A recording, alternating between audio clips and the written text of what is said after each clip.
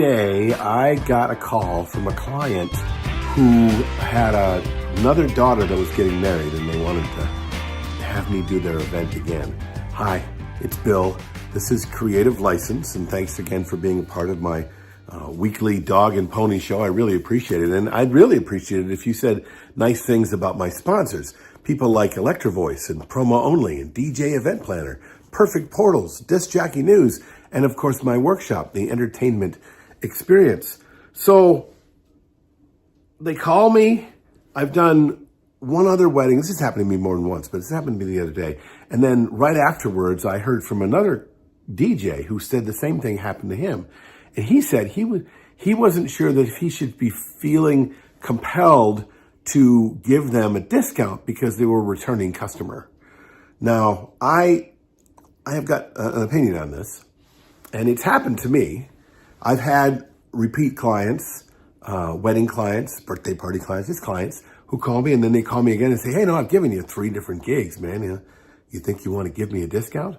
And in the past, I've said, sure. I've said, okay, I'll do you a deal. But at the fees that we charge, your deal could be $100, $200, $300. Would you reach into your pocket and give them $100? Would you reach into your pocket and give them a $500 or $1,000 because they were a good repeat customer? Because that's kind of what you're doing when you discount what you do. So, and some people say, I do that because, well, they're good customers, they're going to come back again. Well, they only got 2 daughters. They're probably not coming back again. Or hopefully they'll say something nice about you, but they're probably not coming back again. Plus, it's not like you're discounting this one book that you sold 1,000 copies of. People can give away one book if they sold 1,000 copies, but as a DJ, you can only work on the Saturdays or the Fridays or the Sundays when you're doing mobile entertainment events like weddings. There's not a whole lot of weddings during the week. I know it's happened, but so when you do it, you still, if you're going to give that $100 discount, $500 discount, are you going to get something back? Are you going to have something returned to you that's going to be worth that extra money that you're going to give away? Or are you just doing it because you're a nice guy and you just, because I want to know your name, I want to know where you live, and when I need an extra $500, I'm going to call you and say, hey man, I'm a nice guy. You watch my videos. You think I'm great.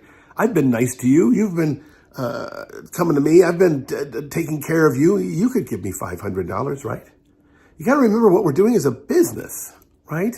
And it is a hard thing to say no to people who want to hire you, especially when you're a single operator, or this is a part-time thing, or when you only sell 20 events a year. To say no to somebody, because I would go with you if you just gave me $100 off or $1,000 off. And then to say, well, I really want you, so sure. But that's $1,000 out of your pocket, okay?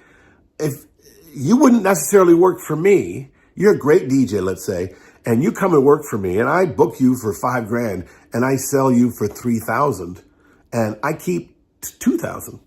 When you could have gotten a gig on your own, but I'm going to take $2,000 because, I think you're worth $3,000, but I'm going to charge this much for you.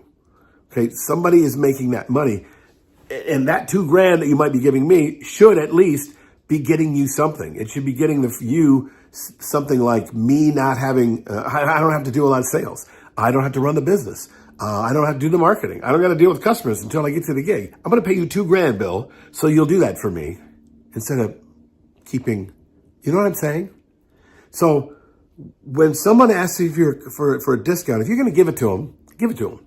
Don't expect anything in return, because most of the time you're not going to, unless you work out some kind of a deal that actually gets you something, okay?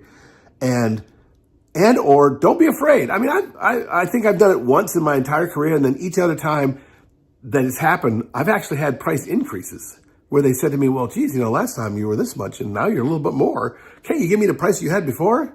Well, sure I could, I suppose. But not if I want to stay in business for very long, because my expenses went up just like every other business went up. Saying this is what I am, and this is how much I charge, and this is the integrity behind it. It isn't inherently a bad thing to give away discounts, but it's not necessary just because people ask.